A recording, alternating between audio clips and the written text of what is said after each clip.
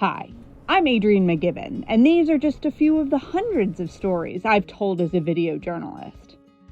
So if you had visited Monticello, say 20 years ago, you would have come up the mountain and you would have just seen Jefferson's beautiful neoclassical villa. But what we wanted to do was change that. We wanted to restore the landscape of slavery, because if you had come up this mountaintop in Jefferson's time, the first thing you would have seen, most likely, would be enslaved people. The trunk was a large leather carriage trunk, reinforced with iron and large brass nails. Inside this trunk were gowns, a trademark turban, a beautiful gold bullion and velvet mantle, and they all belonged to Dolly Madison. It's a short life in trouble, a few more words and part. A short life in trouble, little girl, poor boy with a broken heart. I like to say these folks were people who came of age before self-doubt was invented. These were really wise, knowledgeable people. Educated in the natural world, educated in the musical world, in their own folklore. So it was just something deep and wise. You'd marry me, standing in your mama's back door. I traveled the country, documenting the people and places unique to America.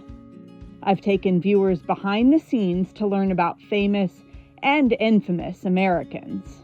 We also have the heart of the archives is the time capsule collection, which is a set of 610 cardboard boxes that you can see covering the walls around you.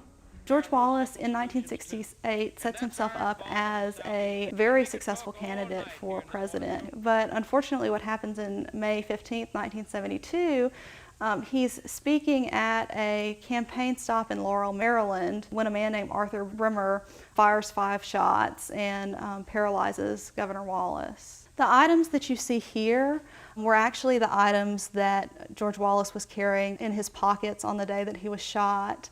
And what's really remarkable about these is it really humanizes Wallace. A pack of cinnamon gum, he's got his chapstick, and his book of matches from one of the hotels that he's picked up.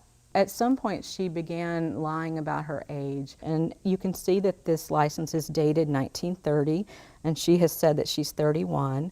As of this time, she would have been about to turn 33 in July.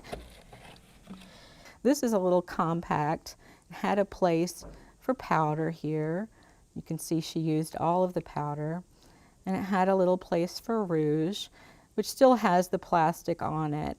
And one of the things that Amelia prided herself on was, she always was camera ready. In the early years of flying her plane, she would often have crashes and someone from a newspaper would drive by and ask if they could take her picture, or she was flying the plane and they wanted a picture.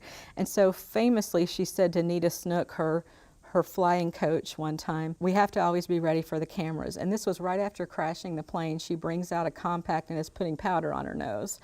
I've done interviews in some wild places. And this is an ironclad that was built here in Columbus during the war. And specifically, we are about amidships of the vessel. From the deck of a Civil War ironclad to a lobstering boat in Maine. Sometimes my visits attracted media buzz.